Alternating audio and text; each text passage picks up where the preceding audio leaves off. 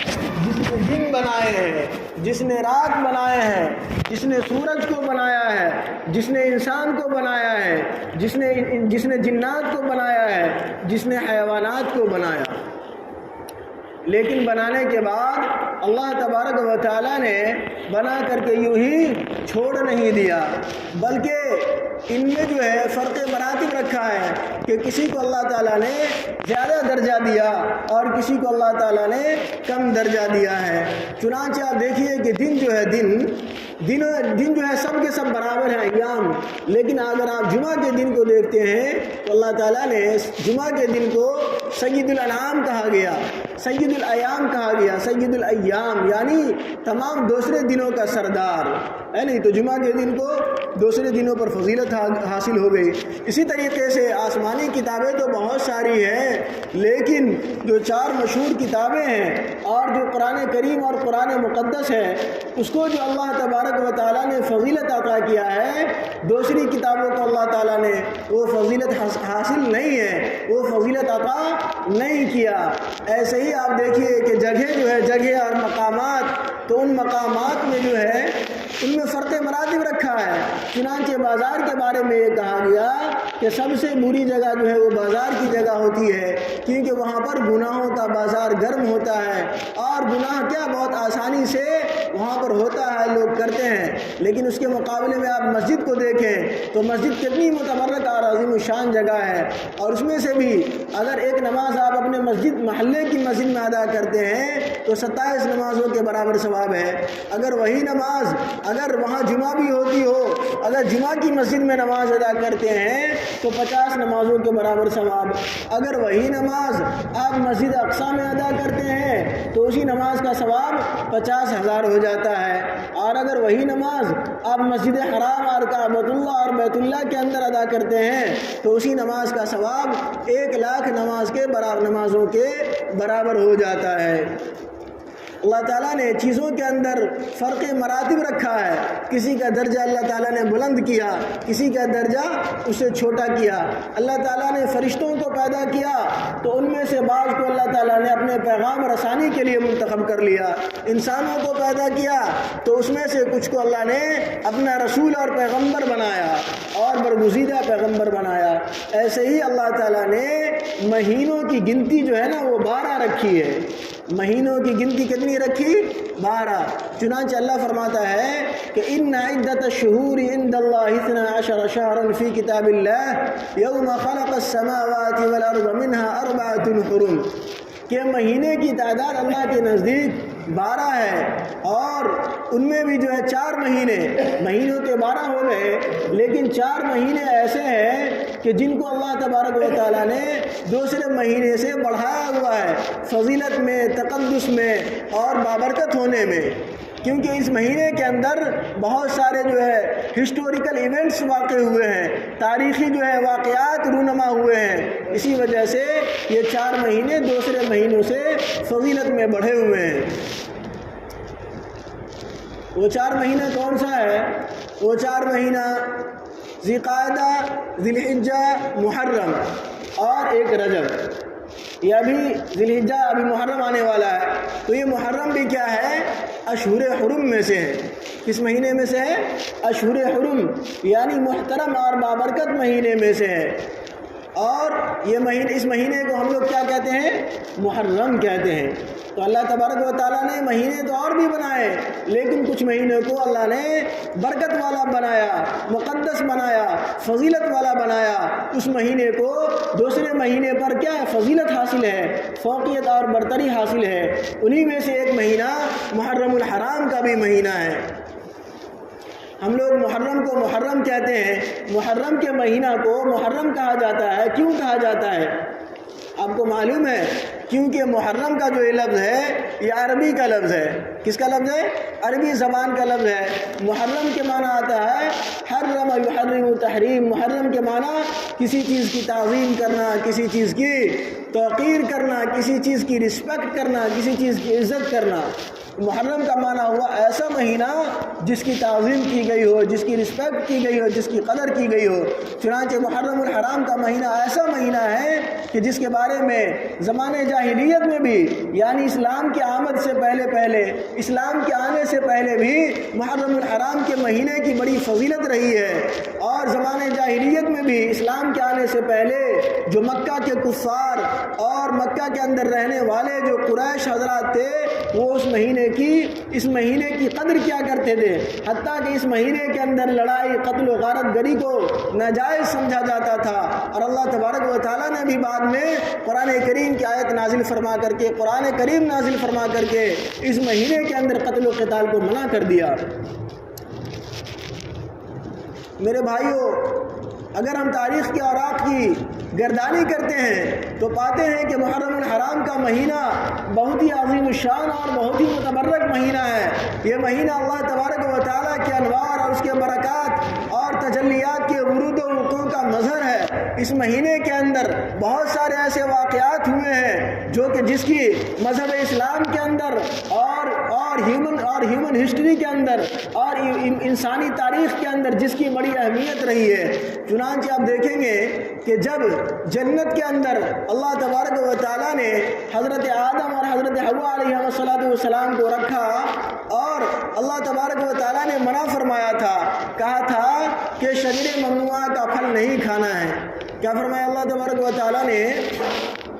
کہ شجر ممنوعہ کا پھل نہیں کھانا، یعنی ایک درخت تھا جس کے بارے میں اللہ تبارک و تعالیٰ نے منع کر دیا تھا، کہا تھا کہ اس درخت کا پھل نہیں کھانا ہے۔ لیکن شیطان جو ہے وہ سانپ کی شکل میں آیا، اور اس کے بعد سانپ کی شکل میں آ کر کے بہکانا شروع کر دیا، بہکایا اور کہا کہ ارے آدم، یہ جو دیکھو درخت نظر آ رہا ہے، اس کو اگر کھاؤ گے تو ہمیشہ کے لیے تم جنت میں رہو گے۔ حضرت آدم علیہ السلام بیچارے بھولے بھالے پہلے انسان بیچارے پھسل گئے۔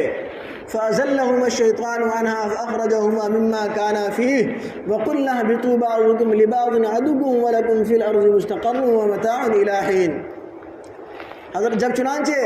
جب جو حضرت آدم علیہ السلام نے اس درخت کا پھل کھایا ہے تو آٹومیٹکلی اللہ تبارک و تعالیٰ کی طرف سے یہ عذاب تھا کہ آپ جنت سے نکلو۔ چنانچہ حضرت آدم کو اور حضرت حوا کو جنت سے نکال دیا گیا، اور اس روئے زمین پر پھینک دیا گیا، اس روئے زمین پر اتار دیا گیا۔ اس کے بعد حضرت آدم علیہ السلام اور حضرت حوا زمانے برسوں تک روتے رہے۔ اس کے بعد اللہ تبارک و تعالیٰ نے حضرت آدم علیہ السلام کی دعا کو قبول کیا ہے۔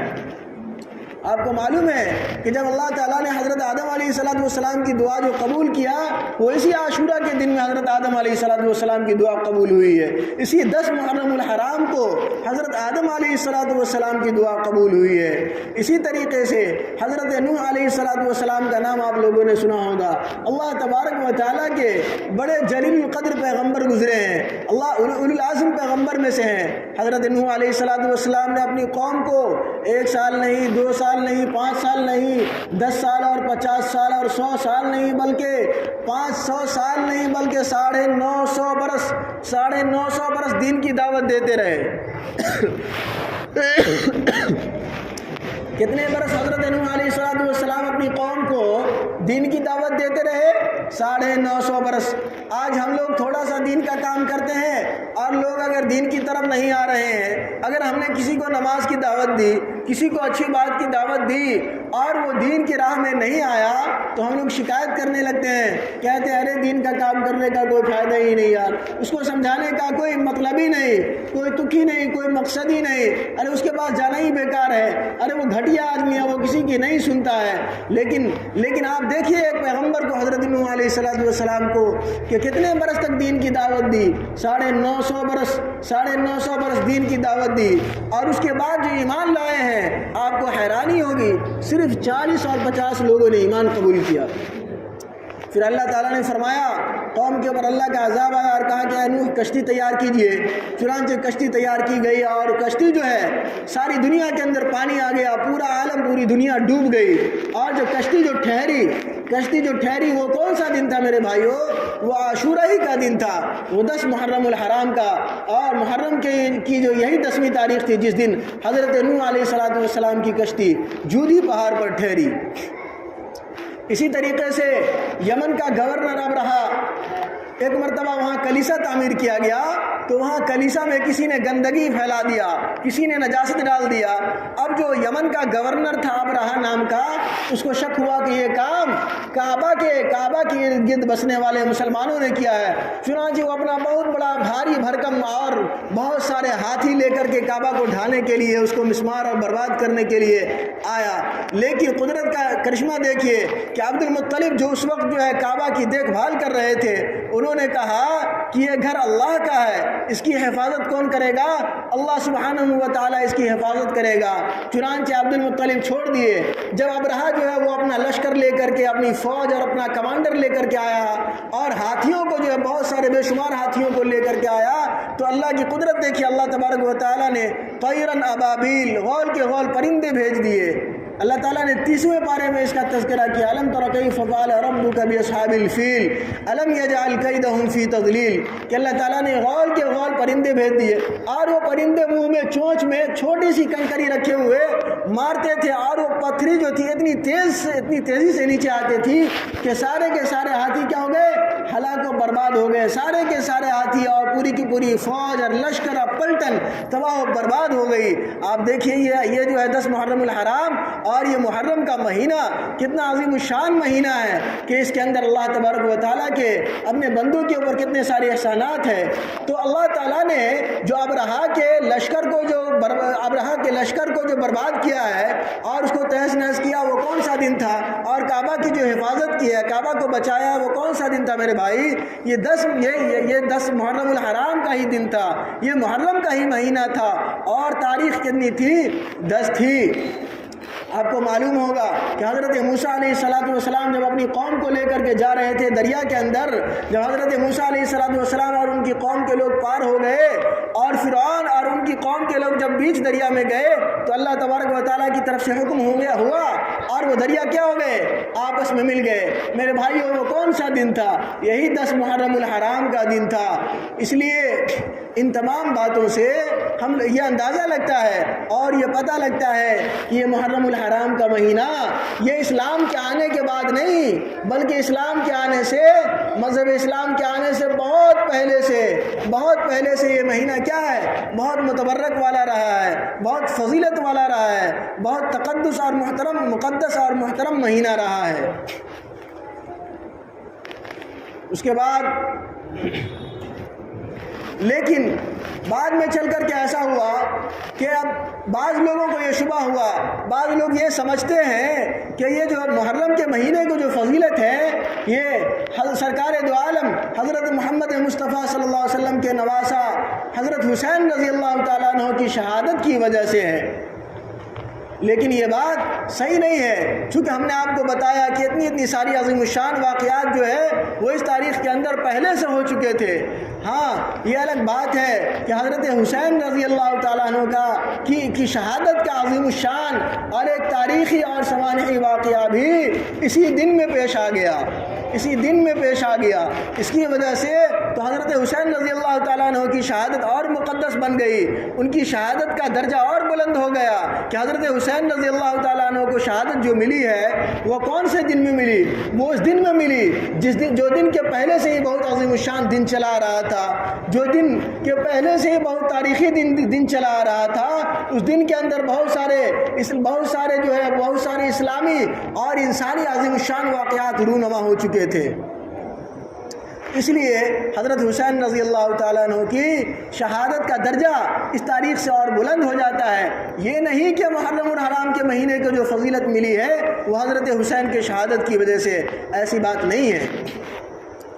تو اب جب ہم لوگوں کو معلوم ہو گیا کہ محرم الحرام کا مہینہ بہت عظیم شان مہینہ ہے، بہت متبرک والا مہینہ ہے، تو ہم لوگوں کو جاننا چاہیے کہ اس کے اندر خاص طور پر 10 محرم الحرام کو کرنے والے اور کیے جانے والے کیا کیا اعمال ہیں۔ چنانچہ حدیث شریف کے اندر آتا ہے کہ آپ صلی اللہ علیہ وسلم آپ صلی اللہ علیہ وسلم جب مدینہ پہنچے تو یہودیوں کو دیکھا کہ 10 محرم کے دن روزہ رکھتے ہوئے دیکھا، روزہ رکھتے ہوئے پایا، تو آپ صلی اللہ علیہ وسلم نے فرمایا ما هذا اليوم الذي تصومونه فقالوا هذا يوم عظيم۔ ان لوگوں نے فرمایا کہ آپ صلی اللہ علیہ وسلم نے پوچھا یہ کون سا دن ہے جس میں تم روزہ رکھتے ہو؟ تو ان لوگوں نے کہا کہ یہ بہت عظیم الشان اور تاریخی دن ہے، اس دن کے اندر انجى الله موسى وقومه، انجى الله موسى وقومه وغرق فرعون وقومه، کہ اس دن کے اندر اللہ تبارک و تعالیٰ نے حضرت موسیٰ کو دریا سے پار کر دیا، اور حضرت موسیٰ ان کی قوم کو دریا سے پار کر دیا، اور فرعون اور ان کی قوم کو دریا کے اندر ڈبو دیا۔ چنانچہ حضرت موسیٰ نے شکرانے میں اس دن روزہ رکھا، تو ہم حضرت موسیٰ کی کہ جو ہے چونکہ امتی ہیں اس لیے ہم بھی روزہ رکھ رہے ہیں۔ تو آپ صلی اللہ علیہ وسلم نے فرمایا کہ ارے موسیٰ بھی نبی اور ہم بھی نبی، تو نبی کا کیا ہوتا ہے؟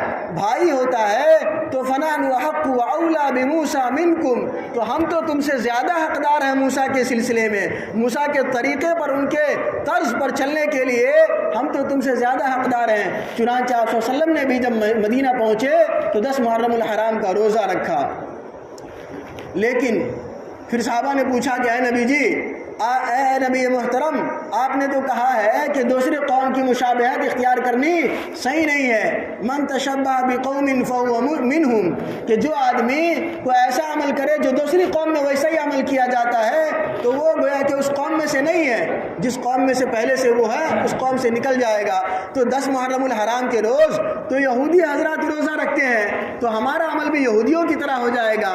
تو آپ صلی اللہ علیہ وسلم نے فرمایا کہ انشاءاللہ اگر اگلے سال زندہ رہا تو ایک روزہ 10 محرم سے پہلے یا ایک روزہ 10ویں محرم کے بعد یعنی 9 تاریخ کو یا 11 تاریخ کو ملا کر کے رکھیں گے۔ لیکن تقدیر کا ایسا جو ہے وہ نہیں ہوا، اور آپ صلی اللہ علیہ وسلم اس دنیا سے رخصت فرما گئے اور ایسا موقع نہیں ہوا۔ لیکن آپ صلی اللہ علیہ وسلم نے اپنی چاہت کا اظہار کر دیا کہ اگر زندہ رہا تو 10 تاریخ کے ساتھ چاہے 9ویں تاریخ ملا لیں گے چاہے 11ویں تاریخ ملا لیں گے۔ اس لیے اسے یہ بات سمجھ میں آتی ہے کہ ہم لوگوں کو ایک روزہ نہیں بلکہ 2 روزہ رکھنا چاہیے، چاہے تو 9 10 رکھیں یا 10 یا 11 رکھیں، ہے نہیں؟ تو یہ کیا ہے؟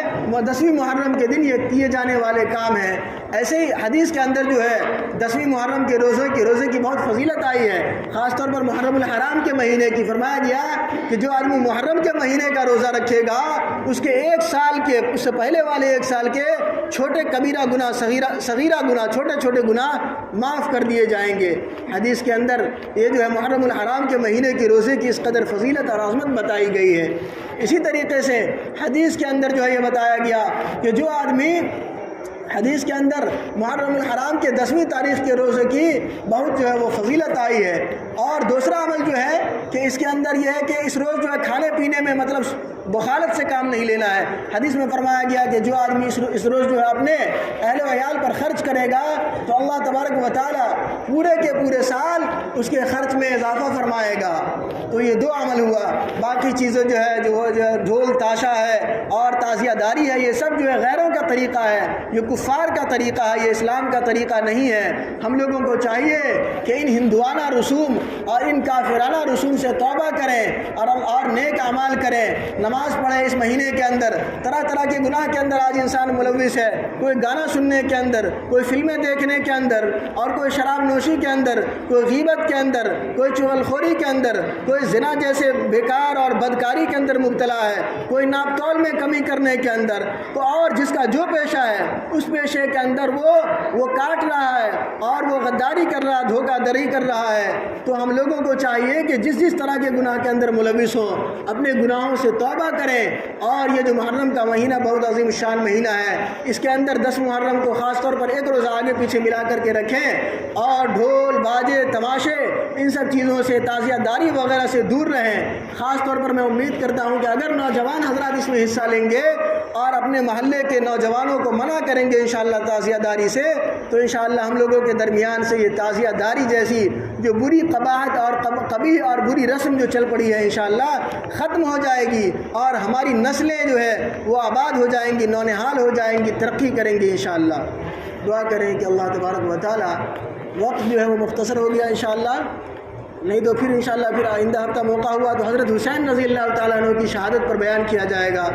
دعا کریں کہ اللہ تبارک و تعالی ہم لوگوں کو تمام طرح کی بری وہ بدعات اور خرافات سے بچنے کی توفیق عطا فرمائے۔ آخر دعوانا الحمدللہ.